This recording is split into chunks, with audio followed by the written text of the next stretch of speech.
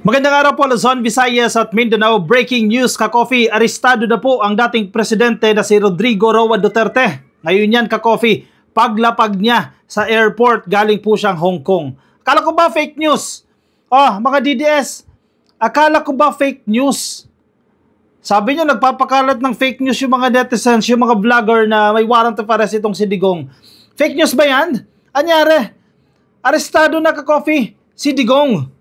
At buti hindi na kayo nanlaban dyan dahil baka mangyari sa inyo yung ginawa ninyo nung panahon ni Digong na nanlaban lahat at sinugi ninyo. O baka tumakbo pa kayo ng EDSA. O sa Davao na kayo mag-rally para hindi na kayo makadagdag ng traffic dyan. Sabi ni Digong, makikipag-cooperate naman siya. In fact, medyo maayos ka-coffee yung sitwasyon dyan sa NAIA. Kinordonan yung ilang bahagi dyan. Nakita rin natin kanina si PNP Chief Marbil, nagdadaan din po si General Torre ng CIDG. Sabi nila, fake news daw. Ayan Naku, galit na galit sila kay General Torre kasi kung inyo matatandaan niya yung nagkaso ng inciting to sedition kay Digong dyan po sa kung inyo matatanda 2 weeks ago, nagsampa po yan 2 weeks ago, last month o 2 months ago, nagsampa po ng kaso yan sa si CIDG Chief General Torre laban dito kay Digong ng inciting to sedition. Kaya kung inyo makikita, nandiyan din po si Marbil at si Digong, napapalibutan po siya ng kanyang mga security at ng mga kasama niya sa eroplano, mga pasahero. Kung inyo rin makikita ka-coffee, kanina naghigpit rin ng security dyan sa NAIA. Kung mapapansin ninyo yan, kinordonan po nila yung ilang bahagi ng VIP area. Basahin natin ito. Kala ko ba fake news?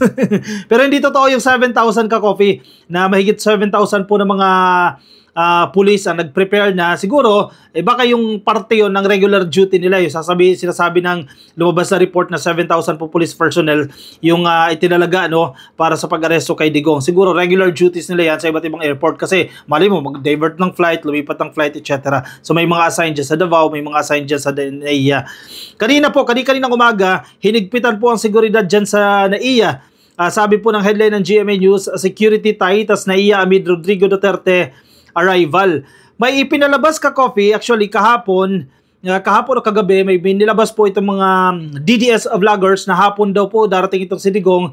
Hindi ko alam kung part lang ng kanilang strategy para i-divert yung attention. Tapos sabi pa nga nila, i-welcome daw yung welcoming party.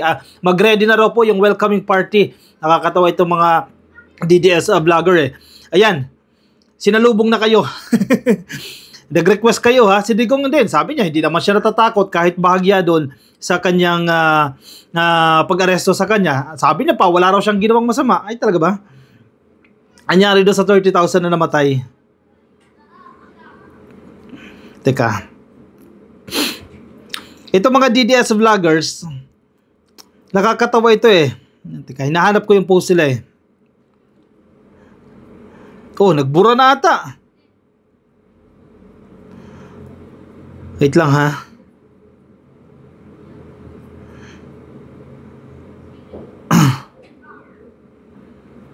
Wait lang. Anyway, may mga pinapakalat kasi itong mga DDS vloggers na sige, ihandaan nyo na yung sasalubong kay Tatay Digong. Yan ang sinasabi nila. Yan. Hinahanap nila yung warrant of arrest. Ayan, nandiyan na yung hinahanap ninyo. Dumating na yung pinakahihintay ninyo. Sana, irespeto ninyo yung batas. Kasi kung inyong matatandaan, noon pa man yung sinasabi ni Digong. Sabi niya pa yan, kasuhan niyo ako dito sa Pilipinas, arrestuin niyo ako dito sa Pilipinas at haharapin ko yan dito sa Pilipinas. Diba? Kasi nung sinasabi na arrestuin siya ng ICC, ayaw niya sa ibang bansa. Dito siya sa Pilipinas. Yun, sa pool. Buti nga. Karma is real. Kahit papaano ba aabot na po ng hustisya ng ating mga kababayan, lalo na po ng mga pamilya ng natsugi dito sa 30,000 katao na pinagtsutsugyan ng Oplan Tukhang, itong Tuktukhang yun nila Bato de la Rosa. Isusunod na rin si Bato. Actually, malaki rin yung kasalanan nito ka-coffee. Malaki rin yung kasalanan ng kampo ni Digong. Kasi kung, alam mo yun, dati ka ng presidente, kung nag-cooperate man lang kayo, kung tumulong man lang kayo sa administrasyon ni PBBM, di ba, hindi na kayo ng gulo, hindi mo na sinuportahan yung maisog rally ni Vic Rodriguez, di ba, kung tumigil na lang sana kayo, hindi naman natin sinasabi na wag na kayo mag-criticize sa gobyerno.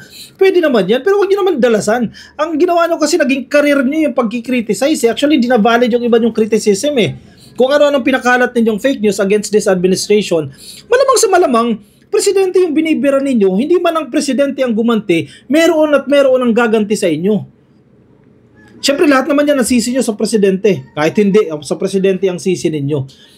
Hindi nyo naiisip yung tinitira ninyo, presidente yan. Presidente yan, may access yan sa lahat ng intel. May access yan sa resources. And sana nirespeto ninyo, total binoto naman yan eh. Hindi naman ang daya yan eh. Binoto yan na mahigit 30 million Filipinos para maging presidente. Nagkataon lang na mga sakim kayo sa kapangyarihan at gusto nyong maagaw itong administrasyon agad. Maghintay sana kayo. Kung naghintay lang kayo sa 2028, magiging smooth sana. Kung naging participative lang, kung naging cooperative lang itong administrasyon ni Digong, yung kanyang kampo, itong sila Sara Duterte sa gobyerno, hindi magkakaganyan eh. Ang problema din si Sara. Kung pinapaliwanag lang ni Sara Duterte, na akala mo kasi kine-question na agad siya, kung pinapaliwanag niya lang, bakit humihingi siya ng ganito kalaking pondo, saan niya gagamitin yan? At hindi yung pagmumurahin yung presidente, pagbabantaan at tsutsughiin ng presidente, ang First Lady at si Speaker Romualdez. Kung hindi niya ginagawa yan, hindi mangyayari yan. Ano sa tingin mo sa mga tao sa Malacanang? Walang emosyon? May emosyon niya mga yan. Gaganti yan. Sinagad ninyo oh. Ginawa ninyo ang lahat oh. Napuno sa inyo. Hindi ang presidente ang nagkaso, iba ang nagkakaso. Iba ang gumaganti para sa presidente. Karma yan, karma is real yan kasi hindi kayo marunong makisama, hindi kayo marunong tumulong. Gusto nyo kayo lagi ang nasusunod. Nakahawak kayo ng kapangyarihan, gusto nyo forever sa inyo na yan. Hindi pwede, demokrasya tayo. Magbobotohan tayo at nasa konstitusyon natin na 6 na taon lang ang presidente at mag-i-election ulit. Hindi nyo nirespeto yan eh. Anyway, pakinggan natin ito. Courtesy of SMNI News. Ang sinasabi ni Digong, naninindigan siya. Wala akong naalaala na may ginawa akong kasalanan. Marami akong ginawa na hindi nagustuhan ng iba. O maybe lahat. But I did it for my country. One. Wala siyang ginawa. Wala siyang maalala. Biglang nakakalimutan na agad ah. Wala siyang maalala na may ginawa siyang kasalanan. Pangalawa, ginajustify niya itong ginawa ko, itong pagtsugi sa 30 mil, sa Tokhang Ka-Coffee. Kasi imposible, hindi nangyari yan for no reason. Ginawa niya yan para sa bansa. At paulit-ulit yung sinasabi, ever since Ka-Coffee, na yan ay para protektahan ang mga Pilipino, kaya ginawa niya yan Tokhang. Pinotektahan mo ba yung 3-year-old na namatay? Pinotektahan mo ba yung mga estudyante na namatay? Pinotektahan mo ba yung mga tricycle driver na sinasakyan ng runner? Mga Pilipino din yan. Tapos sasabihin niyo ngayon, ginawa niya yan para protektahan ang Filipino people. Naku, imposible yan. Marami natsugi. Hindi joke yung 30,000 na Pilipino napatay. Tapos ngayon, nakakalimutan. Wala siyang inaaalala na may ginawang kasalanan. In your speech po kahapon in front of OFWs in Southern po, Mayor, you said na wala man akong kasalanan. What do you mean by that po? Walang kasalanan. If it means you have done something wrong, kasi kasalanan, masama man talaga. Wala akong naalaala na may ginawa akong kasalanan. Marami akong ginawa na hindi nagustuhan ng iba. O maybe lahat. But I did it for my country. Hindi ako yumaman. Bilis ah. Wala akong nakuha. Pobre pa rin ako. Imposible. And Siya malamang hindi mo ipapangalan sa iyo yan. Diba? Bakit mo ipapangalan sa iyo yan?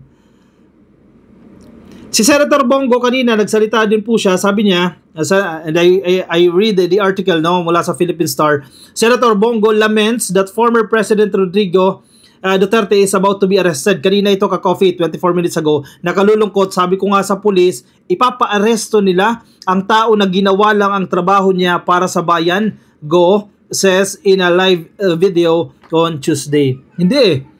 Kahit nagsilbi ka sa bayan, regardless kahit anong position mo, hindi absolute yan, hindi guarantee yan, hindi ka na ma-aresto. Kasi kung may pananagutan ka pa rin dyan. Diba may pananagutan ka sa batas. So kapag nagkasala ka, harapin mo yung kasalanan mo. Diba? Huwag mong takasan. Kasi may nagawa kang masama regardless kung official ka, mataas na official ka o hindi. The more nga na kapag ikaw official, dapat nga magiging isasubject mo yung sarili mo sa authority This statement follows report that police are in NAIA ready to serve an arrest warrant with Interpol. Over the weekend, reports have circulated that the ICC has issued an arrest warrant for Duterte. Sabi po ng Philstar. Kanina po yan yung kanilang report dyan. At pinalabas din nila kanina na tinanggalan daw po ng passes, hindi makapasok yung doktor. Ayan, yung doktor ni Senator, doktor ni Digong, hindi raw po pinapapasok. Bigla nagkasakit Di ba? Bakit ganyan? Ang bilis-bilis lang magkaano. Ang bilis, nagkasakit na agad. Nakapangampanya pa nga sa Nakapangampanya pa nga sa Hong Kong Ngayon, biglang mahina na. May sakit na agad. Tika, naghahanap tayo ng mga update ka, Coffee, para sa mga detalye, no? Diyan lang kayo, ha? Para updated tayo. Mabilis mag-update yung mga bali-balita Napakadaming tao ngayon sa NAIA, Ka-Coffee. Kasi makikita nyo, kaliwat kanan, Ka-Coffee, mga pahayagan, mga media, ayan, punong-puno, Ka-Coffee, yung NAIA.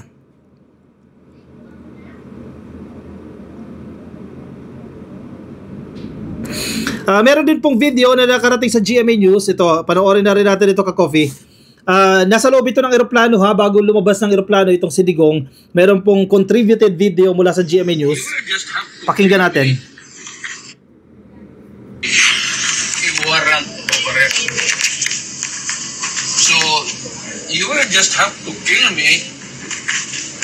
Kung hindi ako papayag, kakampi ka dyan sa mga puti. We're just in the process. Kaya nga. Tsugiin na lang daw siya, sabi niya. You will just have to tsugiin me, KILL. Hindi ako papayag kung kakampi ka riyan sa mga puti. Mga puti, mga tinutukoy niya dyan, mga banyaga, mga Amerikano, mga European, Ka-Coffee, ICC, ang mga tinutukoy niya dyan. Video taken of former President Rodrigo Duterte before exiting the plane on Tuesday morning, March 11, 2025. Nakuha po yan ng GMA News Online. Kung puti, manlalaban. Ganun ba yun? Sabi nga na ibang mga netizen, sana manlaban na lang talaga Diba? Para palabasin din yung ginawa nila ng administrasyon niya Kahit hindi naman nanlaban, sinugi. Pero hindi Mas kailangan nilang managot. Kailangan nilang pagdusahan yung ginawa nilang kasalanan. Kailangan nilang irespeto yung batas ng Pilipinas. Dahil nandito sila sa Pilipinas, irespeto nila yan. Kasi mas nakakatawa, mataas na opisyal, dating mataas na opisyal, hindi irerespeto yung batas. Diba? Mas nakakatawa yan. O siya, sige. Tabay tayo, Ka-Coffee. Ako, naghihintay lang din ako ng mga update. Hindi tayo umalis muna ngayon para updated tayo sa mga happenings. Mamaya, bigyan ko kayo ng additional update once we have the data. Makapag-gather na tayo ng mga impormasyon patungkol po dito sa pag-aresto kay Digong. Manatili po kayo nakatutok sa atin. Baka nasa Facebook po kayo, di pa po kayo nakalike at nakafollow sa ating Facebook page. Make sure na i-like nyo na po yan at i-follow. Yung mga nasa YouTube, click lang po na subscribe at hit nyo na rin po yung notification icon para updated po kayo sa ating mga bagong upload. See you, Ka-Coffee, in my next video. Maya-maya lang may bago tayong video once we have the details. Bye-bye, everyone.